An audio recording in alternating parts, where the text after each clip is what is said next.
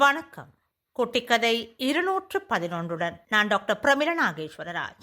இங்கிலாந்தின் கானூட் மன்னர் பல நாடுகளை வென்று ஒரு பெரிய ராஜாங்கத்தையே நிறுவினார். அவர் புகழ் பரவ பரவ மன்னனுக்கு தலைக்கணம் முற்றியது.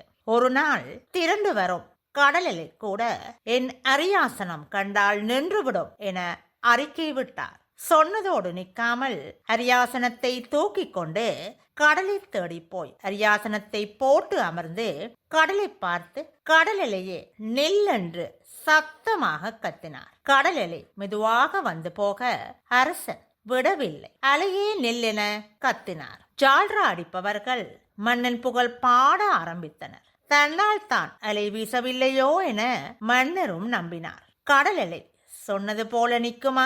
யாருமே எதிர்பாராத நேரத்தில் கடல் அலை பெரிய அலையாக அடித்து அரசனை அரியணையோடு தூக்கி வீச அவர் ஆடிப்போனார். இயற்கையை எதிர்த்து யாராலும் எதுவுமே செய்ய முடியாது என அப்போது உணர்ந்தார். மற்றைய ராஜ்யங்களுக்கு அவர் இழைத்த தீமைகளோடு இந்த அவமானமும் சேர்ந்து மீண்டும் அரியணை ஏறவிடாமல் தடுத்ததோடு சரித்திரத்திலும் சம்பவம் இடம் பிடித்தது.